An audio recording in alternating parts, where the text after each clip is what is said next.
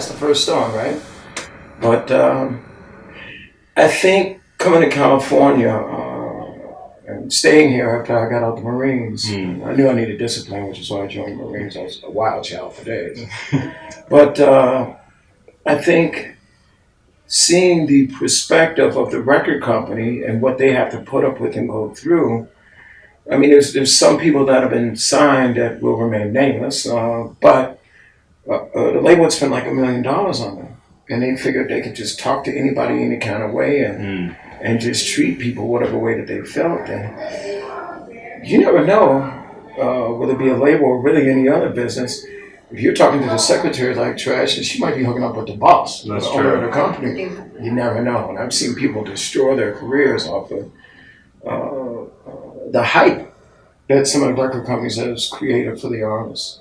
So in a certain aspect of it, when you get into the PR machine of creating artists, sometimes they get a little bit creative.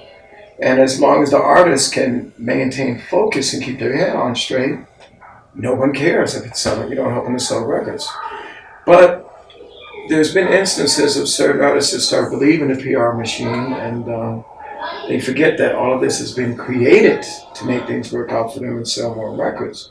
And that's usually accompanied by the diva antics that will put an artist out of business overnight. I mean, half of the time, when an artist is dropped, they don't even know they've been dropped for a few months until the studio invoices ain't paid no more. And this happens like that. Oh, it's done. I was in somebody's office when the artist got dropped, and I ran into the actual artist I helped to get signed, and I ran into the artist about 2 or 3 weeks later, after the guy at the label had dropped the artist. And in short, the artist had a bad manager. And your management is your mouthpiece. So the artist may not have felt that way, but if the artist is communicating with the record company and the artist turns out to be a piece of work, the label doesn't know. Yeah. They've been elected mouthpiece for the artist, you know what I mean? So this guy, the manager, started threatening to do a drive-by on A&M Records. Wow. And the guy played me a message on his speakerphone from them.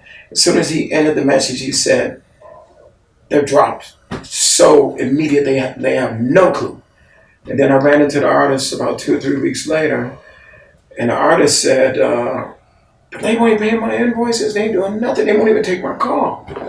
And I said, "Have you considered your management?" And they said, "What?" I said, "Oh, nothing. I'm clueless. I have no idea." But for those of you that may not know, it's very important as an artist that you stay on top of your affairs and know what's being said about you and on your behalf. It's very, very important. And that was a long answer to a simple question. But I know all you guys can take something out of that.